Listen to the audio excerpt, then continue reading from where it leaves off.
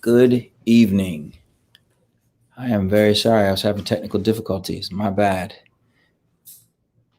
Let folks start to join in. Uh, so, it's often the case that people can project the truth that they seek. It doesn't matter if it's in politics or in person. People can and will project what it is that they want to see on virtually anything. And it is often the case that there are those who consider themselves woke or informed or engaged who say that they want to end the school to prison pipeline. For them, they say that it's a horrible thing to watch Black men go to prison at a rate higher than other people. Yet and still, they support the very schools that send Black men in particular to prison at a disproportionately higher rate. We hear this all the time, the school to prison pipeline, but we never hear it deconstructed. Like, so what exactly does it mean? It means that there are conditions that are in play that increase the probability of a person going to prison. So what I want to do is I want to talk a bit about just one state, Connecticut, where we operate some schools. I'm Steve Perry. I'm the head of schools at Capital Preparatory Schools. We're a charter school network that's between New York and Connecticut, initially founded as a magnet school in 2005. And by 2010, we were off doing 2015, we were off starting our own charter school network. And one of the main reasons why we started our schools was because we believed that there's something amiss, that there is a problem, that there are actually systems at play that make it probable for a person to go to prison simply because they're Black or Latin. Now, many would say that there is no such thing as systemic racism. They're wrong. And we're going to talk about why. They would say that that it's about individual choice, and we're going to prove them wrong as well. And we're going to do that by just looking at the numbers. There are facts and there are lies. And despite what you feel, you can't recreate the truth. Despite what you want things to be, it doesn't make them so. And so although just 28% of Connecticut's residents are Black or Hispanic, that's 28% are Black or Hispanic, 70% of the people who are incarcerated in Connecticut are Black or Hispanic. Now, in order for you to think that that is not a system, you'd have to believe that though we only represent 28% of the population, we are genetically predisposed to commit more crimes, which would mean you believe that there is a superior race, which makes you a racist. So if you're interested not in being a racist, then you have to continue to look at the numbers, because then you have to believe that there's something then that is in play that increases one's probability of going to prison just because they are Black or Hispanic or Latino. In fact, racial bias can be traced all the way back to the very simplest of acts, which is where one lives. We know that in the United States of America, that there were laws that limited people's access to living in certain neighborhoods, that there were laws that limited who you could sell a house to, and there were housing covenants. These are agreements that occurred that said that you could not sell a house to a person of a different race. And then, of course, they're just general practices that are neither a law nor a covenant, but just the way people did and do things. So what that did was it created what we now know as ghettos, which are places where people of ethnic minorities live. And there is where the problem begins. The problem begins by putting Black and Latin people in a few small zip codes and limiting them to schools that do not educate them above their circumstances, meaning putting them in academic settings where if a child by the age of 7 is supposed to be able to read and write his name and simple sentences. When you send a child to a school that is in a neighborhood that was designed to make sure that Black and Latin people were limited in the access that they had to their freedoms, then in that school, they will never learn to read or write on grade level during the time in which they are supposed to. So we go back to the numbers. In Connecticut, Black and Latin children make up just 40% of the public school students, but these children make up 69% of the 2,370 students who will drop out of high school. I'll say that again. While our kids make up only 40% of all kids in the schools, we make up 70% of the dropouts. Our adults also make up 70% of the prisoners. I want you to ride with me again. 70% of the dropouts are Black and Latin, and 70% of the prisoners are Black and Latin. School that doesn't educate children and engage them and make them want to go to school, doesn't teach them to read, write, and compute, and therefore they drop out because they're not learning anything and they don't feel engaged. And 70% of the prisoners, school to prison. It continues. It's not like it's going to change. Though our kids make up only 40% of the children in the schools, they make up 65% of the 27,000 students who are suspended. So those children who are suspended are the most likely to drop out. We represent 70% of the dropouts and 70% of those who are suspended and 70% of those who go to prison, yet we only make up 40% of the students, and we make up 78% of the 1,000 children incarcerated in state detention facilities. I want to say that again. Our kids are only 40% of all of the students in schools, yet we make up almost 80%, twice our proportion in population of incarcerated youth in this one state, Connecticut. We make up only 40% of the students, and we make up 64% of the 4,600 students who do not graduate on time. That means that they take a year or two extra, and 74% of the children serving probation. 80% of the kids in prison, 70% of the adults in prison, and 74% of the children who are on probation. Though we only make up 40%. You think, damn, there are not even that many of us. You're right, because there's a system in place that sends our kids to schools where they don't learn to read, write, and compute. They drop out after having been suspended at a rate higher than any other population. And where does one who doesn't have an education, who has a record as a child, end up? In prison. Make up 40% of the students and 57% of the 62,000 students who become chronically absent. So we're almost 60% of the kids who stop coming to school, meaning chronically absent, which is a precursor to the 70% who drop out. And when we're not being chronically absent and we're not dropping out, we're being suspended, meaning 65% of all those who are suspended are our kids. So one way or another, our kids are not in school. Either the ultimate, which is they drop out, they graduate at a later date, and or they are the most suspended, and they, of course, are the most likely to be absent.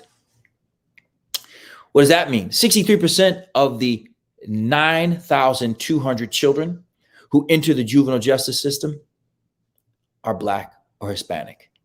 Folks, let's pause here for a second. Let's pause here for a second so we can understand really what it is that's going on. Black and Hispanic people were limited as to where we could live.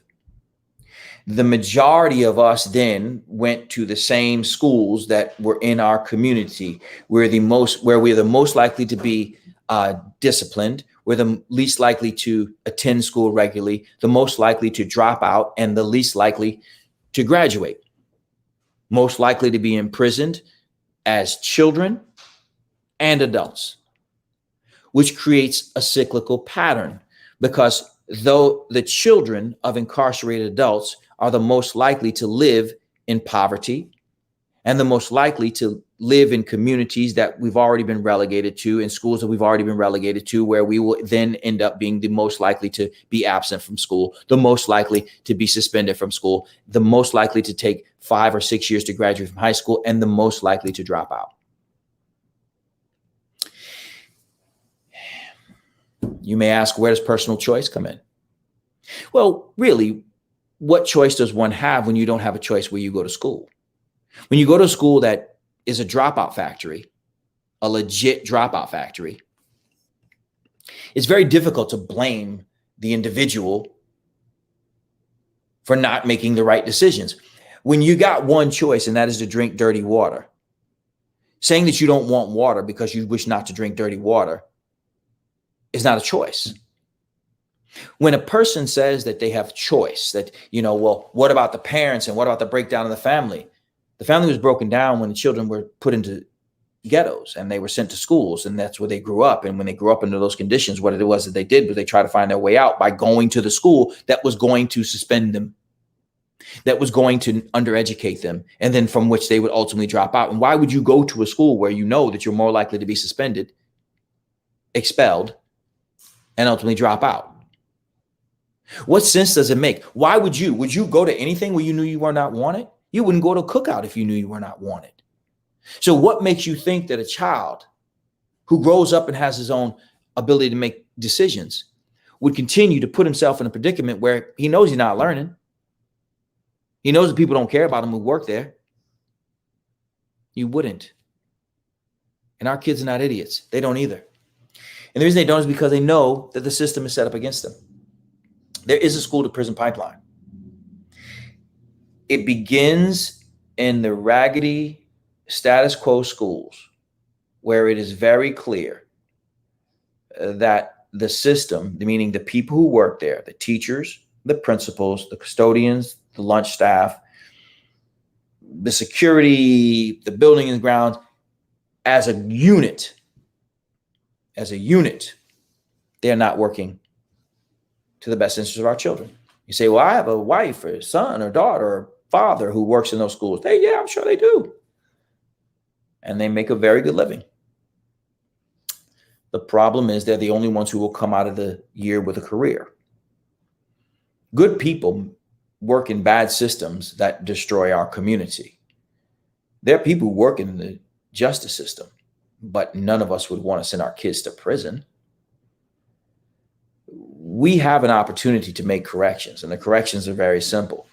What we have to do is we have to create school choice. These are the opportunities to send your kids to schools where they will, in fact, learn. And we know that children who attend schools where they're more likely to go on to college and have the skills that are necessary, are the least likely to be suspended, expelled, or drop out. And those who are the least likely to be suspended, expelled, or drop out are the most likely to go on to college. And those who are the most likely to go on to college are the least likely to live in the ghetto, where our community has been banished to, where it costs more money to purchase food. It's more dangerous in every single way. And ultimately, will, if it doesn't end you in a morgue, in prison.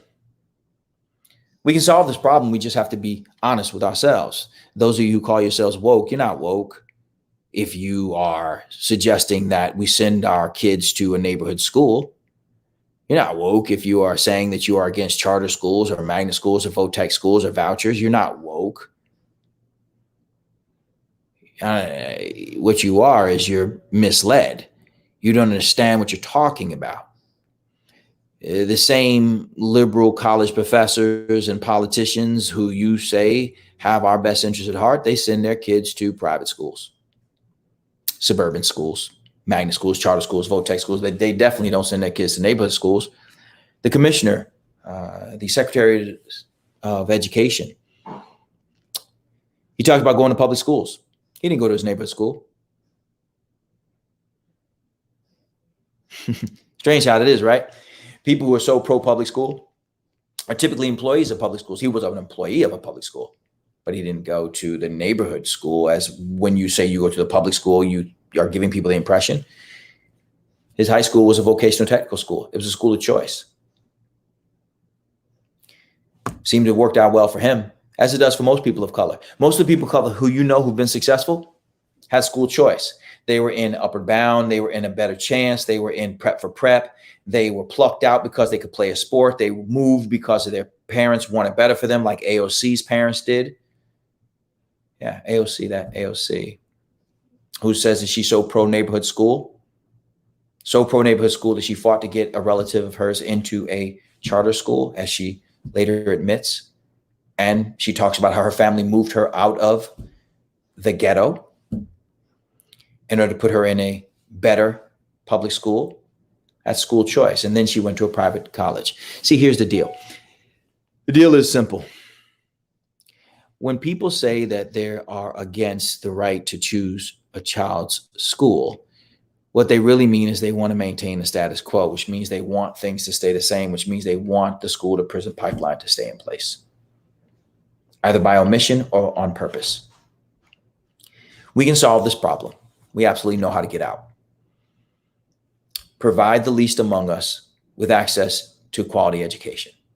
Do not put them in a predicament where they have to go to schools where they will be least likely to attend school daily, most likely to be suspended, most likely to be behind academically. The average African-American student is at least 4 grade levels behind their white counterparts, even when we control for income, meaning that a middle to upper middle class Black child tends to perform at the same academic level as poor white children. And that happens because the people who are teaching them expect that a poor white child is much more likely to be successful academically and through the rest of their life than a middle-class Black child. These are decisions that are made every single day by adults who we pay. Adults who we pay and we entrust our children with. The data is clear. There is a school to prison pipeline, and there is structural racism.